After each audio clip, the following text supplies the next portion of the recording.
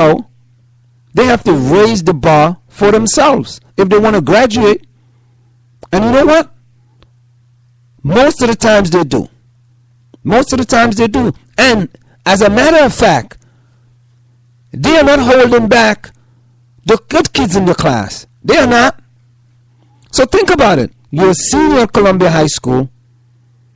You finish school in May. In September, you're in the same class as a person who was in an AP class at Columbia. You were in a level 3 class. They were in an AP class. You're now taking the same courses in the same class. Let's say there's 30 kids in the class or 24 kids in the class. Is the slow kid in level 3 really going to be holding back the class? Really? Think about it. So sometimes I just think that's an excuse to keep the system a status quo by saying that the slower kids are going to hold back the more intelligent kids. And think about the English system. It's all over the Caribbean. All over. Think about the Catholic high schools. They don't have tracking that I know of. No, they don't.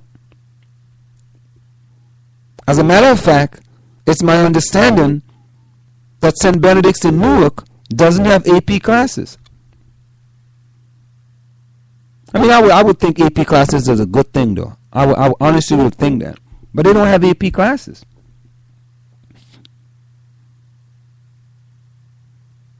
So, the administration in South Orange and Mayport School District knew for a long time there was a problem in the school district. And one of the ways they could have sort of changed things is promotion of kids from one level to the next. Now it's my understanding there were some kids that were in level 3 and were doing so well they wanted to be promoted to level 4. However, they could not be promoted because there was no room in level 4 for those kids. That's not the kid's fault. That's not the kid's fault. So you are allowing that kid to say, you know what? Maybe I just want to stay here. Because I'm working to get there. And when I do the work to get there, you're telling me there's no room. There's no room at the inn. You can't get in. All the rooms are taken. It's full to capacity. Well, then you know what? That's the school system problem. You got to make sure that if there is 5 kids in that class who deserve to be in that level 4, that somehow you make alternatives for those kids to go to level 4. Because you're talking about a kid's future here. So the school system knew exactly what was going on. They knew it. And I would like to see what were the remedies the school system were putting in place in order to change the system. I would also like to see what are statistics for kids that are promoted from one level to the next level, as well as the statistics for kids that were demoted from one level to the next level. If there were any kids that were demoted from AP classes to maybe honors classes, from honors classes to level 4 classes, from level 4 classes to level 3 classes. Let's go both directions. Let's don't just go one direction.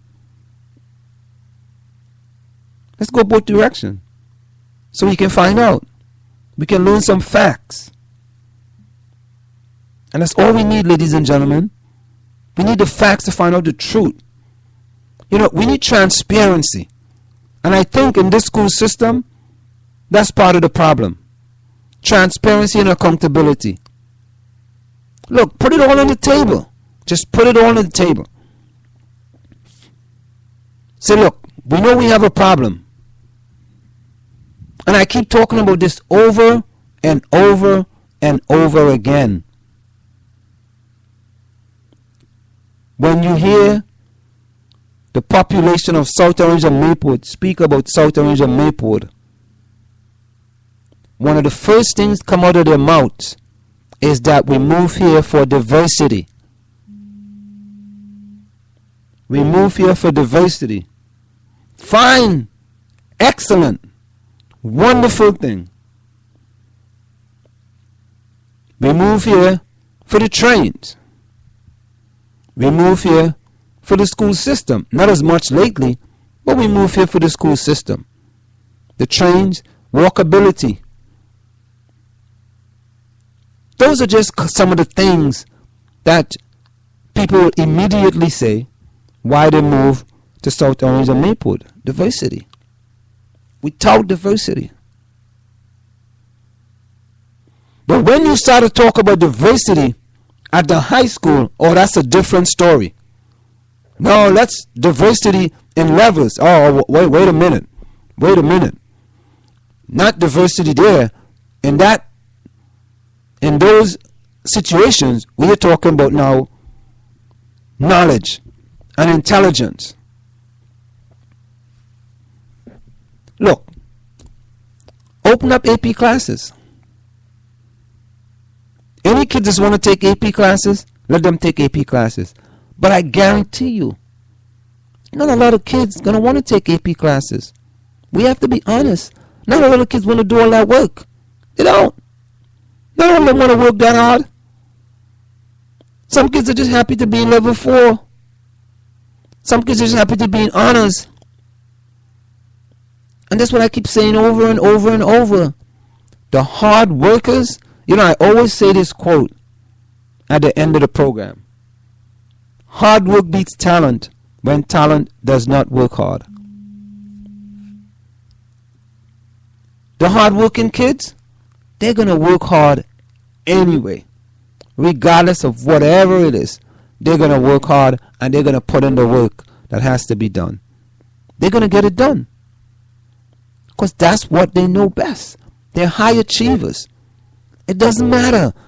They're going to go home and study instead of looking at television. And those are the most of the high achievers are the ones that are sometimes the best players on the sports team. And you know why is that? You know why? Because they are very disciplined.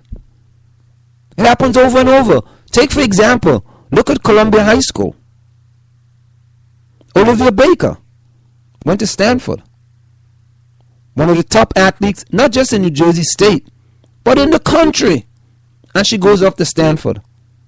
Why? Discipline, hard worker. Didn't matter who you put with Olivia Baker. And you can make that analogy. And you know what? I just thought about this analogy.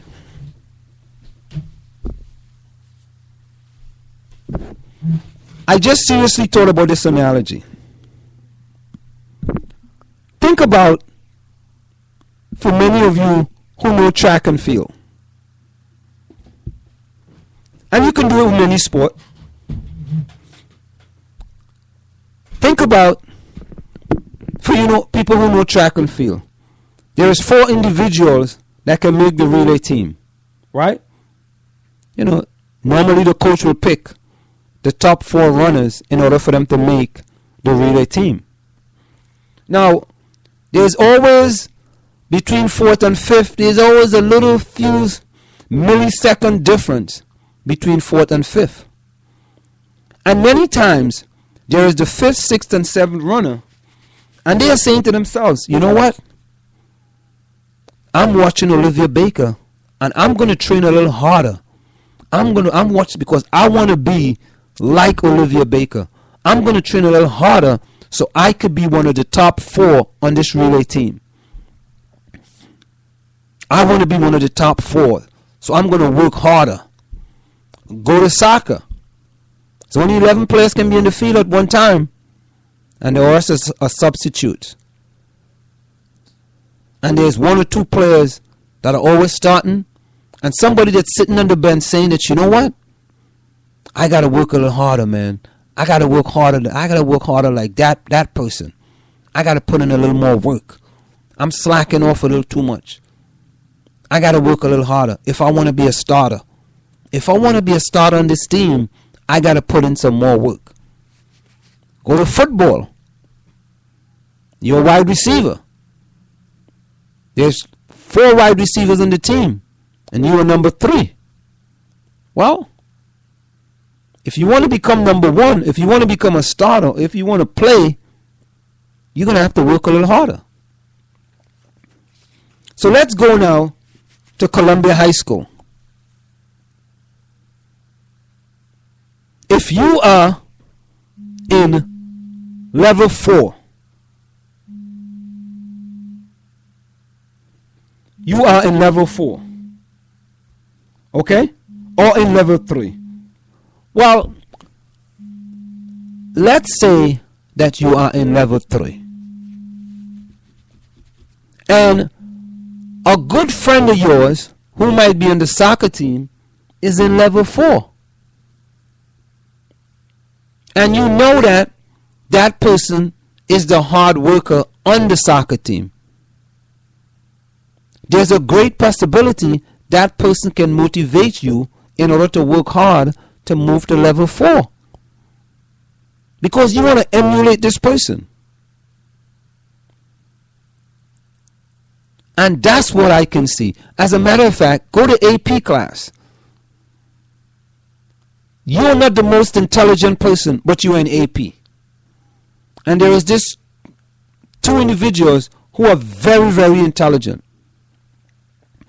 There's a great possibility that those 2 intelligent persons can motivate you to do even better and work harder. Why not? Why not? Rather than thinking that you are going to pull down those 2 individuals, or those individuals that are more better academically inclined, so to speak. So we use these separation tactics, so to speak, or segregation tactics that does no good for the kids. It doesn't do any good. If I go through my whole career at Columbia High Schools in level 2 and in level 3, what's going to happen when time comes for me to take the SAT? What's going to happen? That's the question. What's going to happen? Am I going to score high on the SAT? Am I? If I'm at a low level and they're not teaching me anything that has to do with the SAT, how am I going to be successful in the SAT? Unless I go for outside help. But that outside help alone is going to be so much.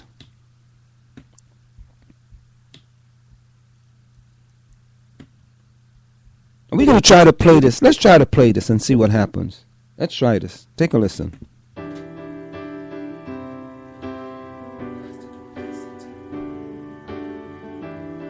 That one day, this nation will rise up and live out the true meaning of its creed. We hold these truths to be self-evident, that all men are created equal. Segregated schools were and are inferior schools. We still haven't fixed them 50 years after Brown versus Board of Education. And the inferior education they provide, then and now, helps explain the pervasive achievement gap between today's black families. I have a dream that one day, down in Alabama, with its vicious racists, with its governor having his lips dripping with the words of interposition and nullification, one day right there in Alabama, little black boys and black girls will be... Well, you have heard that many times anyway.